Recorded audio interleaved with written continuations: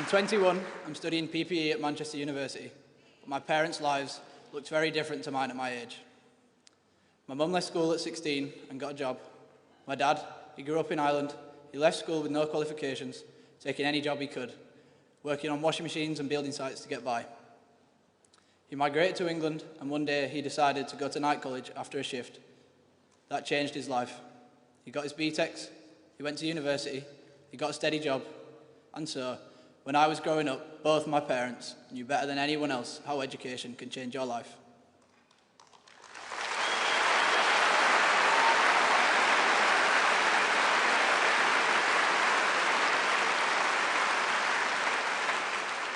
And they were determined that I would get that chance too. I went to a comprehensive school in a deprived area, and when I started, it was a good school. But the time I left, it was in special measures. Not because the teachers didn't care, they did, but because the government didn't seem to care about kids like us. So when I started at a better sixth form, initially, the idea that I might one day go to university wasn't even in my mind. It was my parents who supported me, encouraged me, and told me anything was possible. Similarly, friends and peers have also gone on to university and become skilled tradespeople.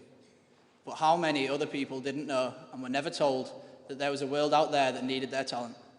How many people still don't know what they are capable of because their parents never had the chance to find out what they could do, or their grandparents never got the opportunities that they deserved?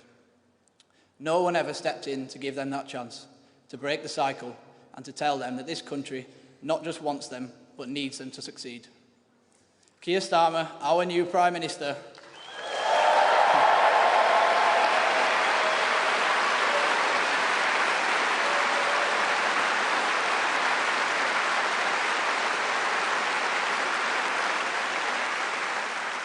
he was the first in his family to go to university. Like my dad, he understands how opportunities can transform people's lives and that everyone deserves a chance to find out what they can do, discover what they love, and be respected for what they offer.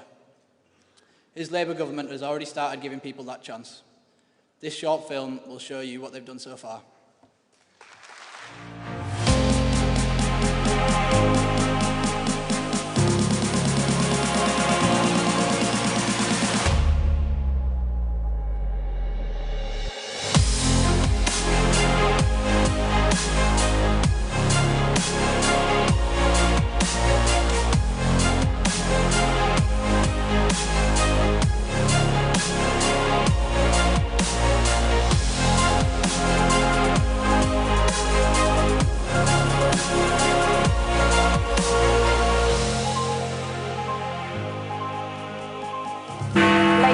Has won the 2024 election. Not only have they won, they have absolutely smashed it.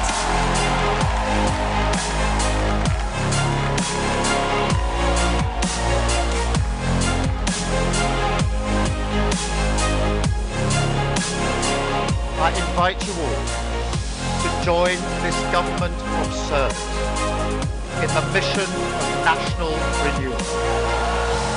Our work is urgent, and we begin it today. Conference, please welcome Keir Starmer, Prime Minister and Leader of the Labour Party.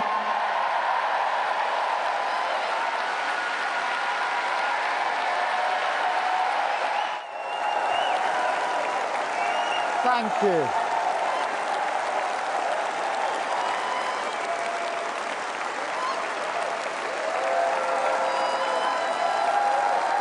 Thank you.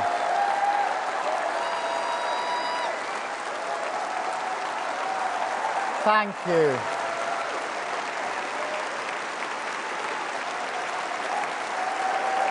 Thank you. Thank you very much, conference. Thank you. Thank you. Thank you, Matthew, for that introduction. That was really fantastic. You've broken through to university, but you stood on this stage, age 21, to do something you've never done before, and not an easy thing to do. That was fantastic.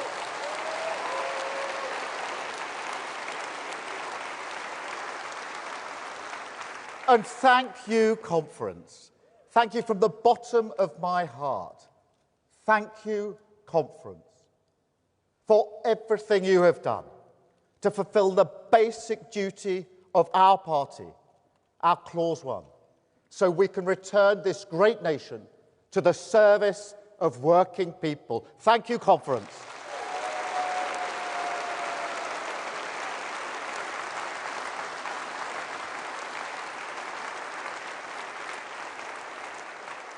People said we couldn't do it, but we did, and we did it together.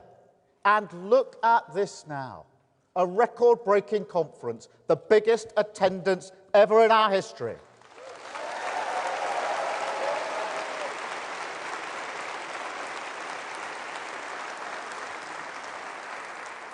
And such a far cry from my first conference speech to a live audience of one. The cameraman, socially distanced in an arts centre in Doncaster. Remember that? Don't worry, most people don't. Not even the cameraman. But I bet you do remember the one the year later conference in Brighton, 3 years ago. The turning of the tide, the fight for the heart and soul of this party. People said we were going too far. People said we were going too fast. They didn't want to face the country. They wanted to go back to a comfort zone, take the easier road to nowhere, duck the challenge of change. But we stood firm, conference. We stood together, conference, and we won.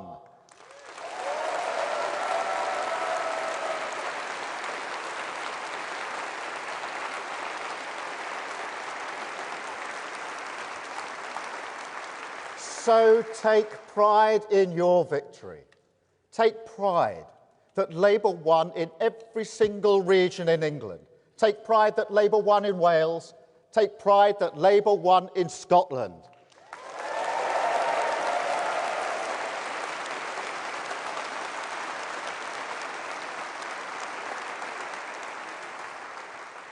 But never forget that this opportunity is only here because we changed the party. Country first, party second, that isn't a slogan.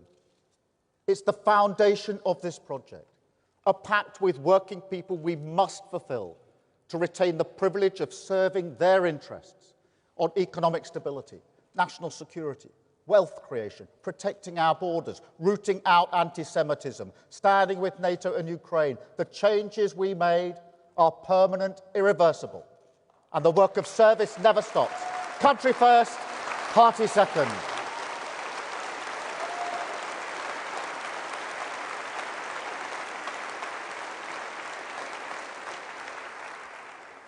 But conference, for many people in this city, the speech they may remember was the one here 2 years ago.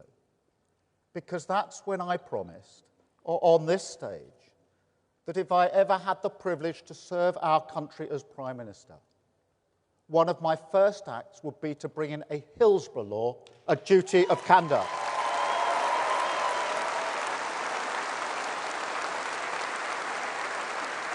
A law for Liverpool, a law for the 97, a law that people shouldn't have had to fight so hard to get, that will be delivered by this Labour government.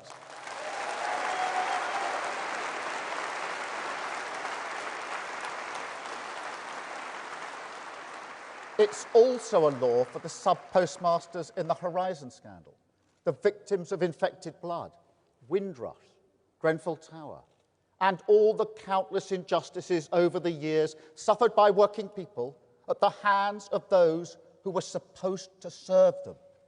Truth and justice concealed behind the closed ranks of the state. And conference, this is the meaning of Clause 1.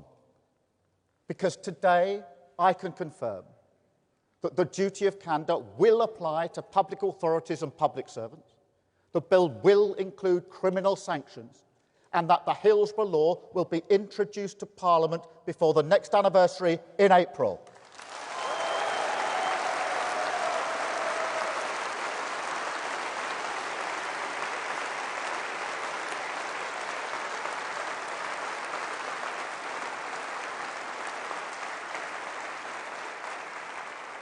It's work that shows how a government of service must act in everything it does. Our driving purpose, to show to the working people of this country that politics can be a force for good. Politics can be on the side of truth and justice. Politics can secure a better life for your family through the steady but uncompromising work of service. Because service is the responsibility and opportunity of power, the precondition for hope, the bond of respect that can unite a country, bind us to the politics of national renewal. Service doesn't mean we'll get everything right. It doesn't mean everyone will agree. But it does mean we understand that every decision we take together, and that it is our duty to the British people to face up to necessary decisions in their interests. And I mean, conference, you know me by now. So you know all those shouts and bellows, the bad faith advice from people who still hanker for the politics of noisy performance, the weak and cowardly fantasy of populism. It's water off a duck's back.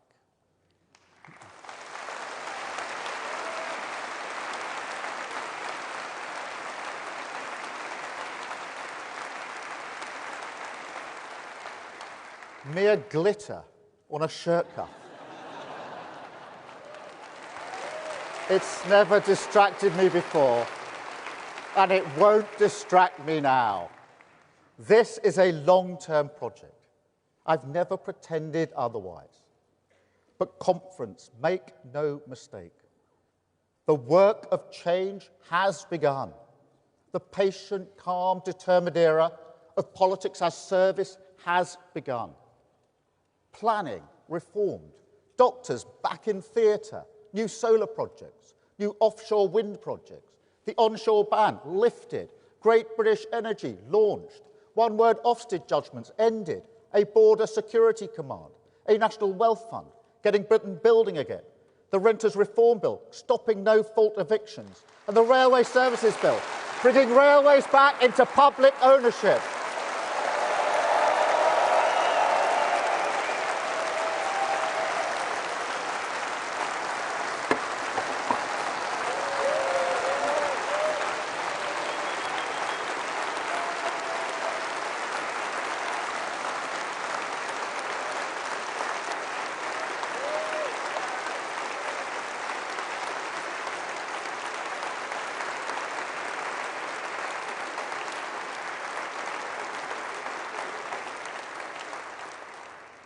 And we're only just getting started.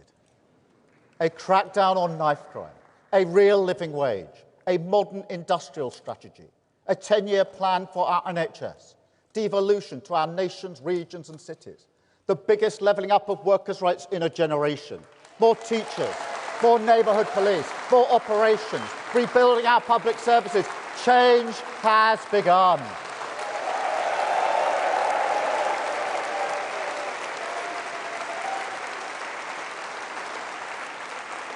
And every single one a necessary step on a longer journey. 5 national missions that will deliver the higher growth, the safer streets, the cleaner energy, the greater opportunities, the healthier society that I know the British people want and need, the mandate that we won.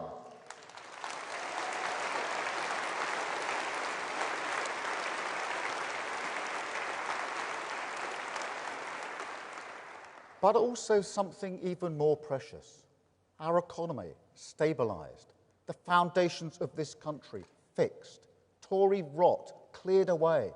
So brick by brick, we can build a new home, a better home, built to last, built with pride, but above all built together, a nation rebalanced so that it once again serves the interests of working people. And through the power unleashed by that process, a renewal of who we are, a country that gives equal voice to every person, a country that won't expect you to change who you are just to get on, a country that doesn't just work for you and your family, but one that recognises you, that sees you, and respects you as part of our story. A Britain that belongs to you.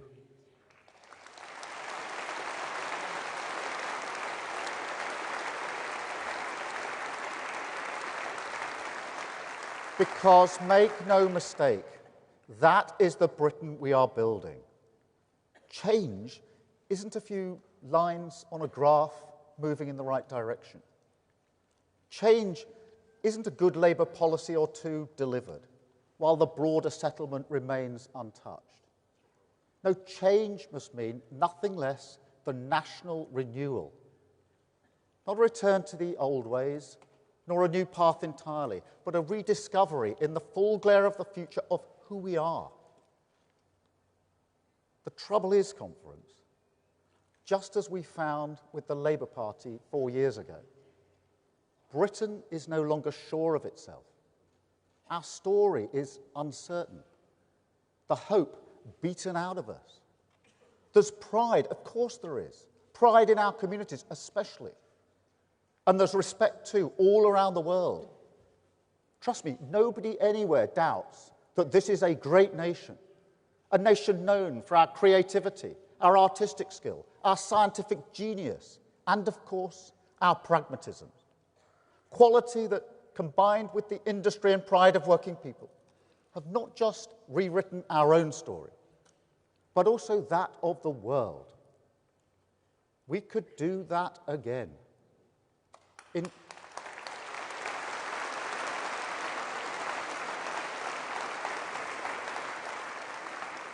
In fact, we must. Technology, climate change, the ageing population, the movement of people. This is a time when great forces demand a decisive government prepared to face the future. We can see that again in the Middle East today. So I call again for restraint and de-escalation at the border between Lebanon and Israel. Again, all parties to pull back from the brink. I call again for an immediate ceasefire in Gaza, the return of the sausages, the hostages, and a recommitment to the two-state solution. A recognised Palestinian state alongside a safe and secure Israel. And that's the message I will take to the UN General Assembly when I travel there later today. Alongside our steadfast support for Ukraine in the face of Russian aggression.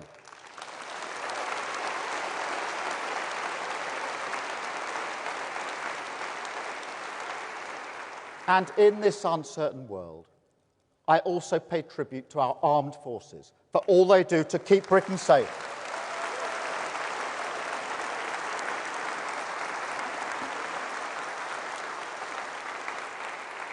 But conference, strength in this dangerous world depends on strength at home.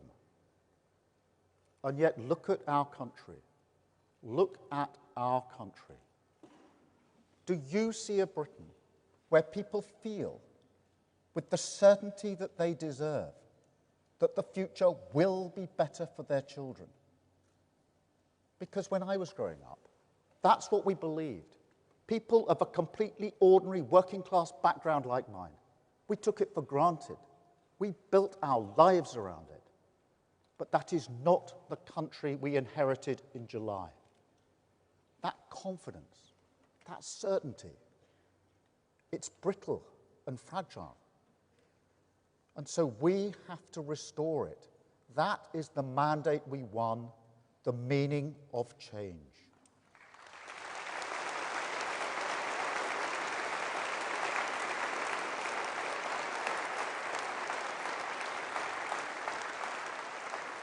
And it all comes back to that question. Can politics be a force for good in people's lives? There's no time to waste wondering why people think politics has failed. We have to show what it can do for their lives. Restore, after 14 years of chaos, faith in the values that have always guided this nation.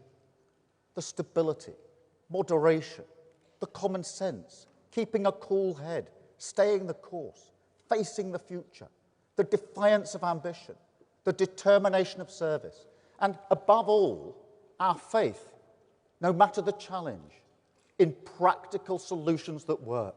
Not the easy answers that may well move a crowd, but do not move a nation forward. No conference.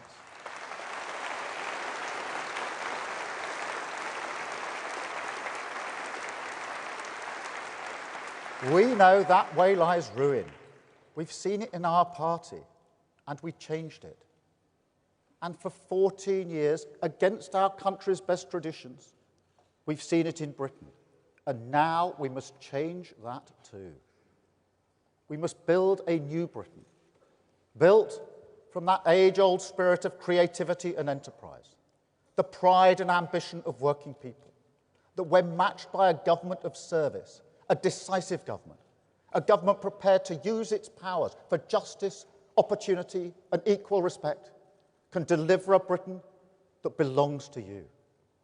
A Britain that belongs to you because politics sees public service as a privilege, not privilege as an entitlement to public service.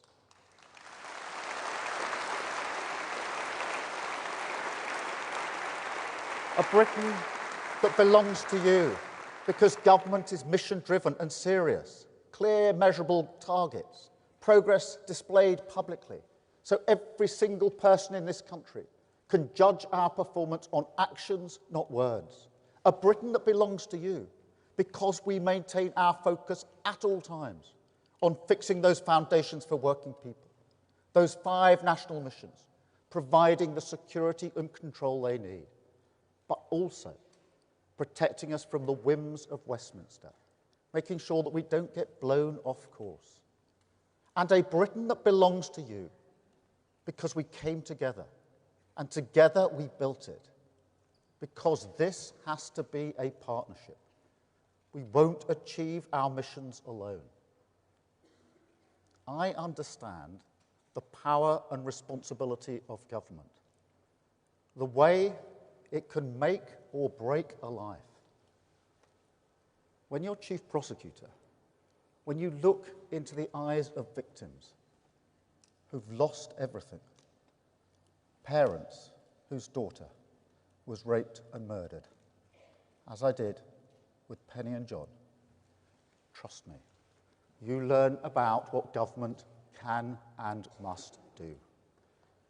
And I also know from the campaigners who have inspired me, Pooja and Nikita Kanda, Figan Murray, people who fight tirelessly against murder and terrorism so no other family will suffer their awful pain. Nathaniel Dye, who fights for a better NHS so no other person will suffer his fatal late cancer diagnosis. The families and survivors of Grenfell Tower, whose dignity for 7 years held up a mirror to this nation and asked us, do we really give everyone an equal voice? They have all shown that the difference between service and government, true service, is that service must listen to people far beyond the walls of the state and empower them to make our country better. Because trust me, that is without question the quickest way to clear away the Tory rot and build that Britain that belongs to you.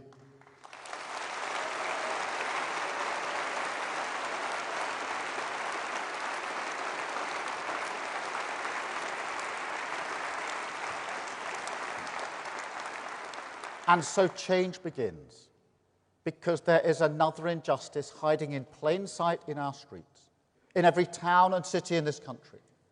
People who were prepared to make the ultimate sacrifice for our nation, who put their lives on the line to protect all of us, but who will not have a safe place to sleep tonight. We cannot stand by and let this happen anymore. So today I can announce that this government will respect that service. We will repay those who served us and house all veterans in housing need. Homes will be there for heroes.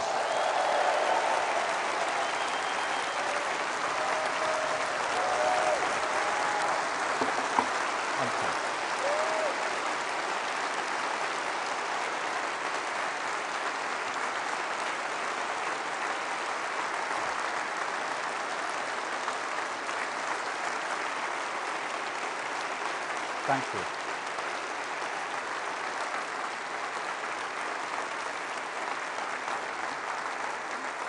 And because we've started the hard yards of planning reform, because we're facing up to decisions ignored for years, because we're introducing new planning passports that will turbocharge house building in our inner cities, we can make the very same promise to other people at risk of homelessness, young care leavers, victims of domestic abuse. They will have the security they deserve. They will have a roof over their head because Britain belongs to them.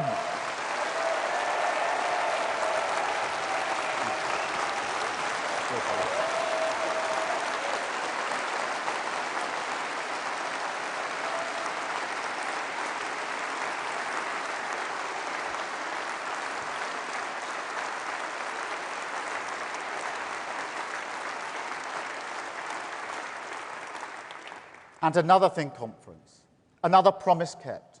We said GB Energy, our publicly owned national champion, the vehicle that will drive forward our mission on clean energy, we said it belonged in Scotland. And it does. But the truth is, it could only really ever be based in one place in Scotland. So today I can confirm that the future of British energy will be powered, as it has been for decades, by the talent and skills of the working people in the Granite City, with GB Energy based in Aberdeen.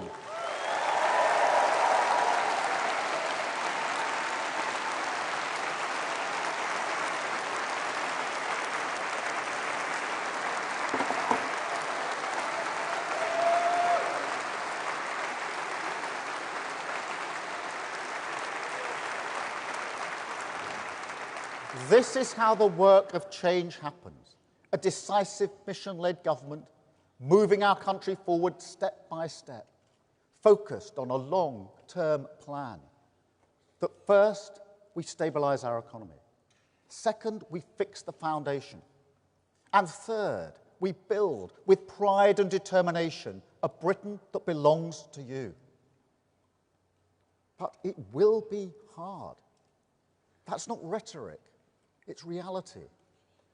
It's not just that financial black hole, the £22 billion of unfunded spending commitments, concealed from our country by the Tories. It's not just the societal black hole, our public services decimated, communities held together with little more than goodwill. It's also the political black hole, because the politics of national renewal, they're collective. They involve a shared struggle, a project that says to everyone, this will be tough in the short term, but in the long term, it's the right thing to do for our country, and we all benefit from that. To coin a phrase, we're all in it together. But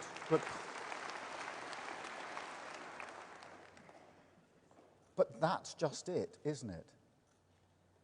People have heard it all before, and they listened.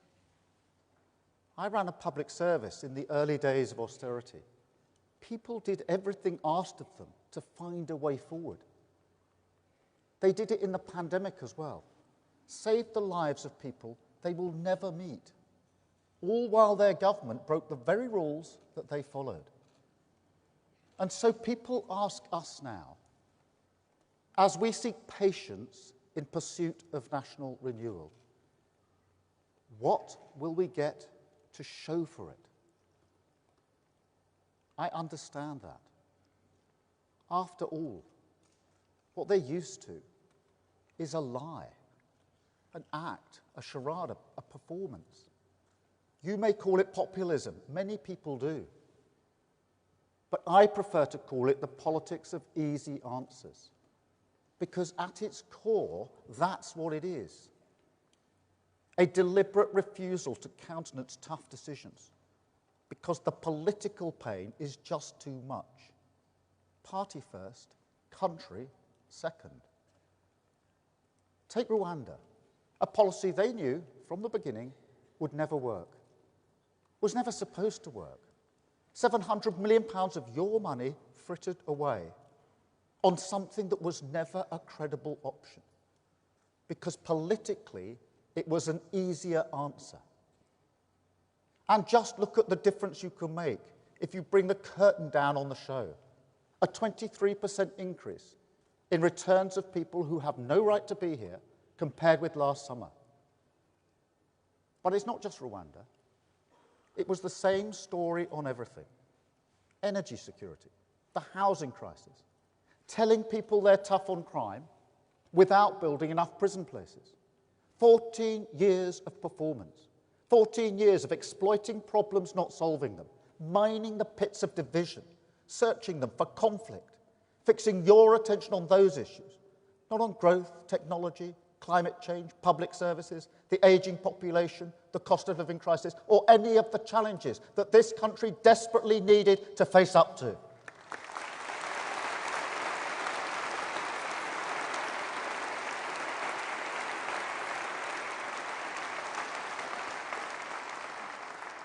Well, those challenges are still here, conference, and we are facing up to them. But do not forget what they did, and do not let them attempt to shift the blame, because the state of our country is on them.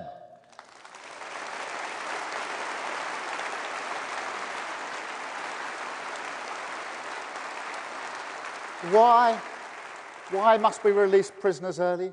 Because the Tories served themselves. Why are our public services on their knees? Because the Tories served themselves. Why is crime routinely unpunished? Our rivers polluted, borders insecure, school roofs crumbling, child poverty rampant. Nothing seems to work. Our public finance is broken. Because for 14 years, the Tories performed the politics of easy answers rather than use the power of government to serve our country.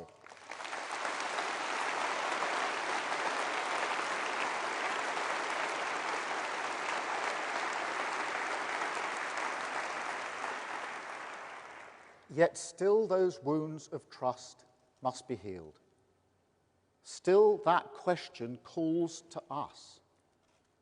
What will we get to show for it? So let me answer that directly and address anyone nervous about the difficult road ahead. Because I know this country is exhausted by and with politics. I know that the cost of living crisis drew a veil over the joy and wonder in our lives, and that people want respite and relief, may even have voted Labour for that reason. So first, let me be clear. Our project has not and never will change. I changed the Labour Party to restore it to the service of working people, and that is exactly what we will do for Britain. But I will not do it with easy answers. I will not do it with false hope. Not now, not ever. That's how we got here in the first place. So I know, after everything you've been through, how hard it is to hear a politician ask for more. But deep down, I think you also know that our country does need a long-term plan and that we can't turn back. The state of our country is real. However, I would also say this. This is a government of service. And that means, whether we agree or not, I will always treat you with the respect of candour, not the distraction of bluster. And the truth is that if we take tough, long-term decisions now, if we stick to the driving purpose behind everything we do, higher economic growth, so living standards rise in every community, our NHS facing the future, waiting lists at your hospital down, safer streets in your community, stronger borders, more opportunities for your children, clean British energy powering your home, then that light at the end of this tunnel, that Britain that belongs to you, we get there much more quickly.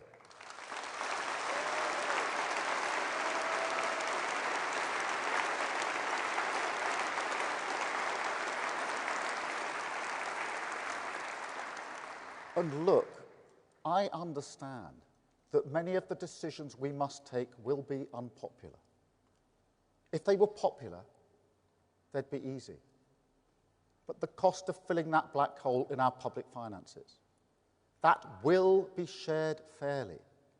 We will get the welfare bill down because we will tackle long-term sickness and support people back to work.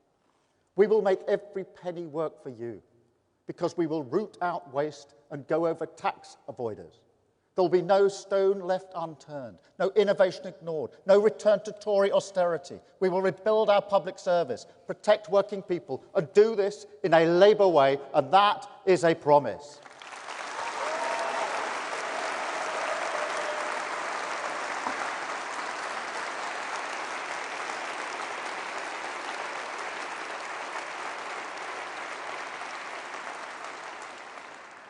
And if you can't take that on faith, perhaps because you're concerned about the winter fuel allowance, then I get that. As I say, if this path were popular or easy, we'd have walked it already. But the risk of showing to the world, as the Tories did, that this country does not fund its policies properly, that is a risk we can never take again. Stabilising our economy is the first step of this long-term plan. The only way we keep prices down, cut NHS waiting lists, and secure the triple lock so that every pensioner in this country, every pensioner, will be better off with Labour.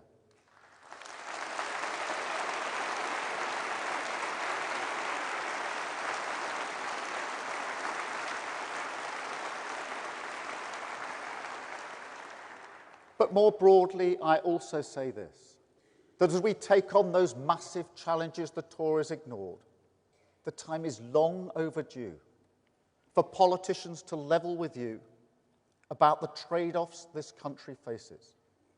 Because if the last few years have shown us anything, it's that if you bury your head because things are difficult, your country goes backwards.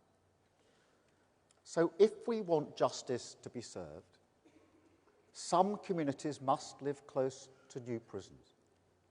If we want to maintain support for the welfare state, then we will legislate to stop benefit fraud, do everything we can to tackle worklessness. If we want cheaper electricity, we need new pylons overground. Otherwise, the burden on taxpayers is too much. If we want home ownership to be a credible aspiration for our children, then every community has a duty to contribute to that purpose. If we want to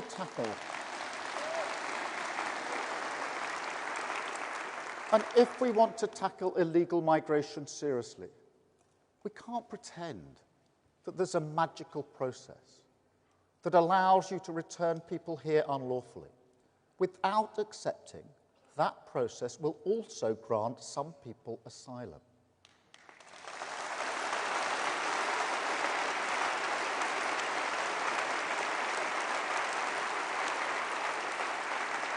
And if we're serious about levelling up, then we must be proud to be the party of wealth creation, unashamed to partner with the private sector, and perhaps most importantly of all, that just because we all want low tax and good public services, that does not mean that the iron law of properly funding policies can be ignored.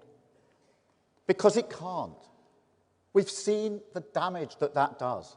And I will not let that happen again. I will not let Tory economic recklessness hold back the working people of this country.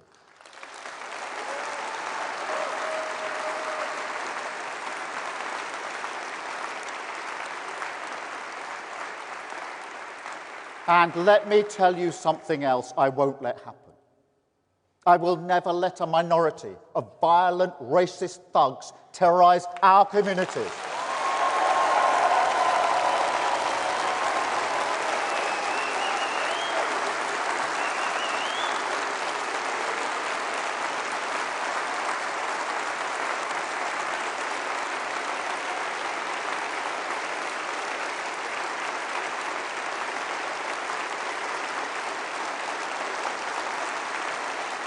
Thank you.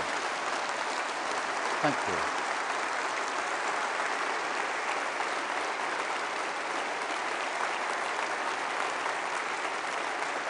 Look, I have always accepted that concerns about immigration are legitimate. It is, as point of fact, the policy of this government to reduce both net migration and our economic dependency upon it. I have never thought we should be relaxed about some sectors importing labour when there are millions of young people, ambitious and highly talented, who are desperate to work and contribute to their community. And trust me, there are plenty of examples of apprenticeship starts going down at the very same time that visa application for the same skills are going up. So we will get tough on this. But at the same time, we'll also get our skills system right. We've got to give businesses more flexibility to adapt to real training needs, and also unlock the pride, the ambition, the pull of the badge on the shirt that young people feel when building a future not just for themselves, but for their community. So we will introduce new foundation apprenticeships, rebalance funding in our training system back to young people, align that with what businesses really need. The first step to a youth guarantee that will eradicate inactivity and unemployment for our young people once and for all.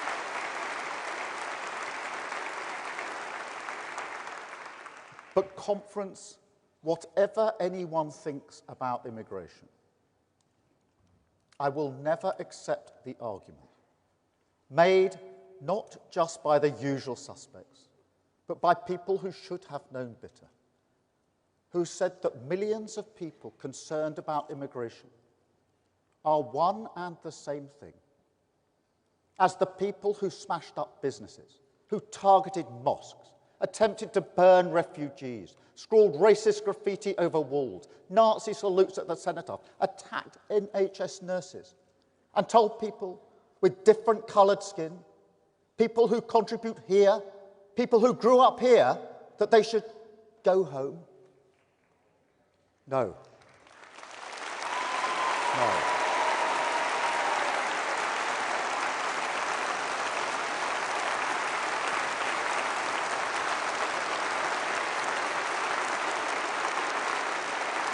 No conference.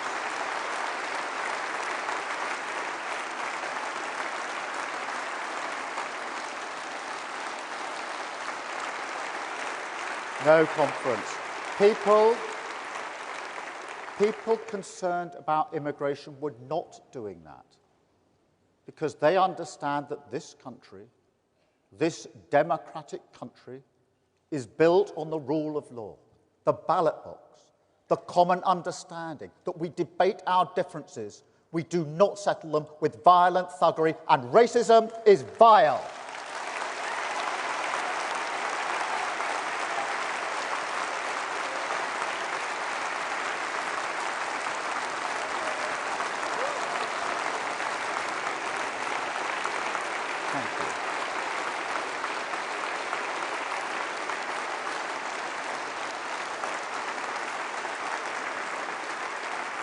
And conference, so to those who equivocate about this, I simply say the country sees you and it rejects you. And to those who say that the only way to love your country is to hate your neighbour because they look different, I say not only do we reject you, we know that you will never win, because the British values we stand for, not just the rule of law, but a love for this country and our neighbours, the respect for difference under the same flag, that is stronger than bricks, and you know it. It's what you cannot stand about our country, our reasonable, tolerant country, but it's absolutely who we are.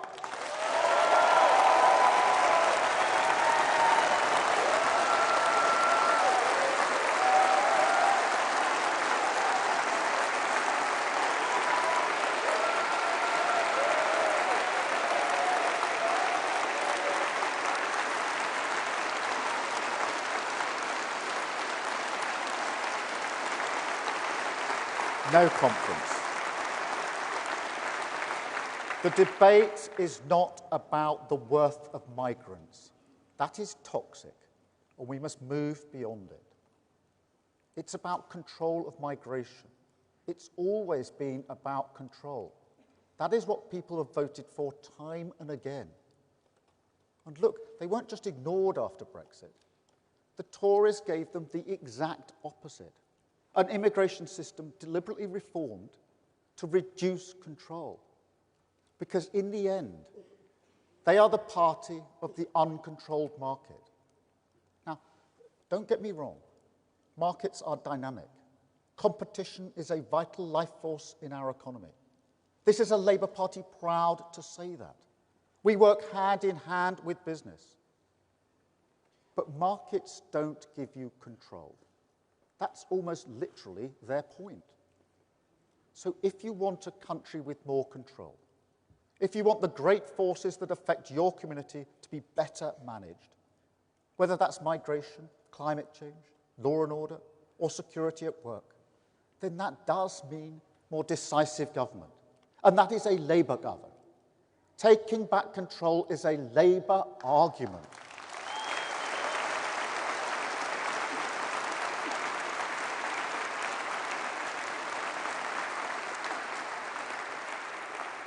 It's why I say we're rebalancing our country to serve working people, because this is a question of balance. We can't afford any more polluted rivers. We can't afford any more COVID contracts. We can't afford any more Grenfell Towers. We have to become serious and mission-led, have to put respect and service deep in the bones of our institutions. That's not a debate about investment or reform. It's always been both. But again, I have to warn you, working people do want a more decisive government. They do want us to rebuild our public services. And they do want that to lead to more control in their lives.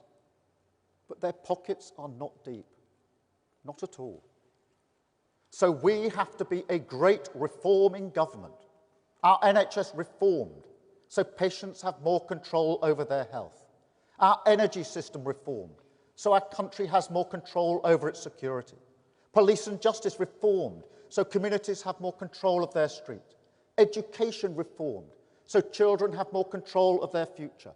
And our economy reformed, with the unique force that is economic growth, giving every community the breathing space, the calm, the control, to focus on the little things they love in life, not the anxiety and insecurity we have now. Because we do need joy. We do need that in our lives. And one place that has always done that for me, Conference, I told you about it last year. It's the Lake District. A place that my mum loved, not just because what it meant to her determination to show that she could walk in a place like that, but because of the beauty everywhere. And last year, I took my family to the old cottage where we used to stay as children in the Lake District. We walked up to the cottage, stood outside. It must have looked a little odd. And the couple who live there now, they came out. They were lovely. And when we told them why we were there, they said, well, come inside. Go upstairs, take a walk down memory lane. So we did. Came back outside. We're chatting. And then the woman stopped suddenly and said, someone's nicking your car. And I said, no, that's the police moving the car. And that really confused her. Anyway, at this point, her husband comes in and he says, you haven't clocked, have you? He's the leader of the opposition, a politician. And she stopped, smiled, laughed, and said politely, if I'd known you were a politician, I'd have pushed you down the stairs when I had the chance. The beauty of the Lake District and the heart of the British people in a nutshell. But seriously, when you're walking around in a place like the Langdale Valley, when you can see the grass there every bit as green as it was 14 years ago, it's a reminder and an inspiration that yes, things change, and some things need to change, but some things do not. And the joy and wonder of our nation, the spirit of its people, the cleaners, the drivers, small business owners, teachers, teaching assistants, the people who came out and cleaned the streets, the brickies who rebuilt the broken walls in Southport, the backbone of this country, they are just as resilient as they were 14 years ago. And no matter what loudmouths say on social media, their values are the same. So we will turn our collar up and face the storm. We will rise above the challenges that we've inherited.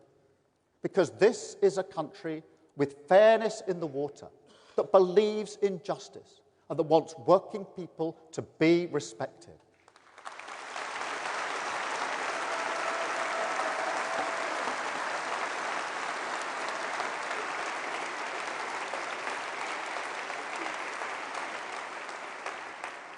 And also for opportunities to be there for your children. Because conference, one of the other things that gave me great joy as a kid, as well as the football, obviously, was the flute. Don't think you're expecting that, were you? But seriously, the flute gave me so many opportunities. My first ever trip abroad was to Malta with the Croydon Youth Philharmonic Orchestra.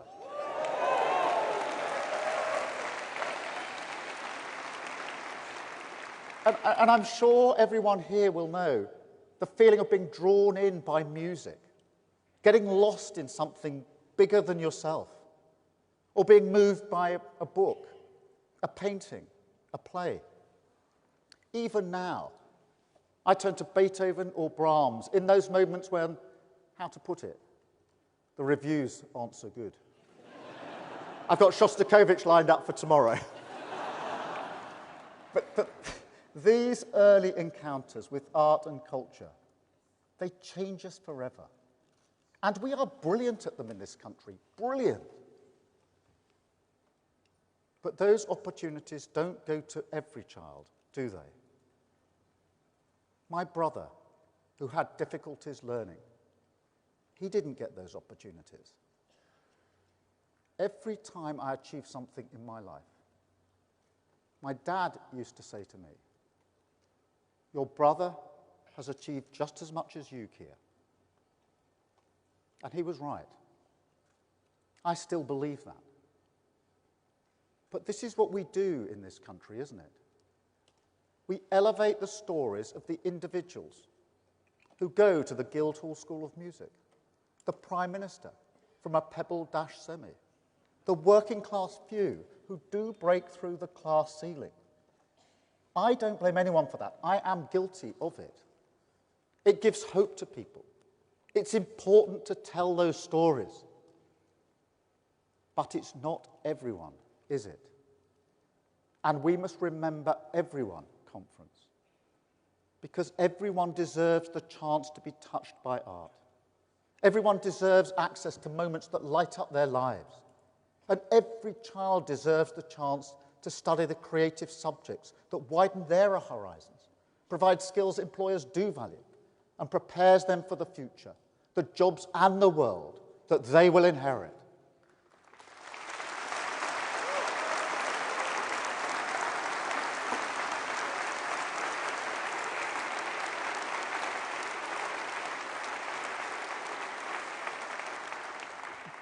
But more than that, every child, every person deserves to be respected for the contribution they make. My sister was a... I think this guy's obviously got a pass from the 2019 conference. We changed the party.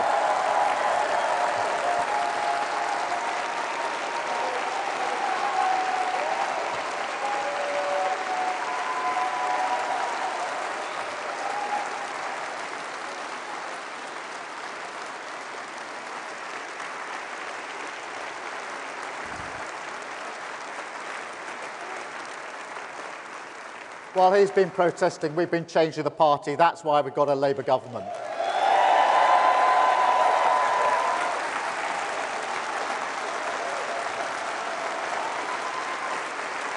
The conference.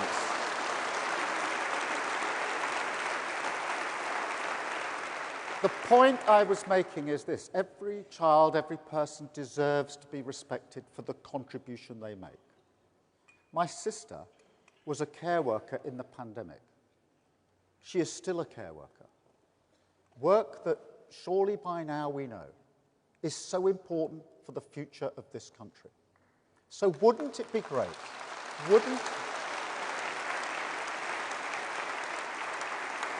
So conference, wouldn't it be great if this was always and also a country where, because of that contribution, that vital, life-affirming work, she could walk into any room and instantly command the same respect as the Prime Minister?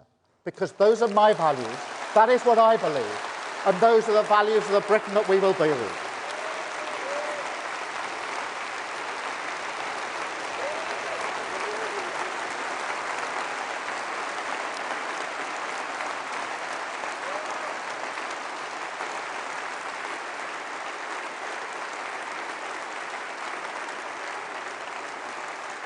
What will people get to show for it? They will get a country with its future back, renewed by respect and service, rebalanced towards the interests of working people, confident in its values and story, because together we took action. Millions who feel better off, without just being told they're better off by politicians, going to the supermarket without a calculator, because the nation's numbers now add up. More money in their pocket to do the things they love. More faith in their public services, because once again, Labour rebuilt them. An NHS facing the future. More security and dignity at work. Town centres thriving. Streets safe. Borders controlled at last. Clean energy harnessed for national renewal. New homes, new towns, new hospitals, roads and schools. A new future for our children. That is what people will get, and mark my words, we will deliver it.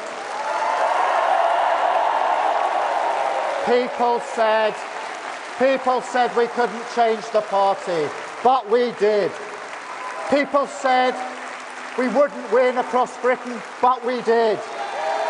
People say we can't deliver national renewal, but we can and we will. We will stabilise our economy, clear out the Tory rot, fix the foundation and deliver the mandate of change. A Britain built to last, built with respect, built with pride, because together we have shown that Britain belongs to you. Thank you, conference. Thank you. Thank you, conference. Thank you. Thank you, conference. Thank you.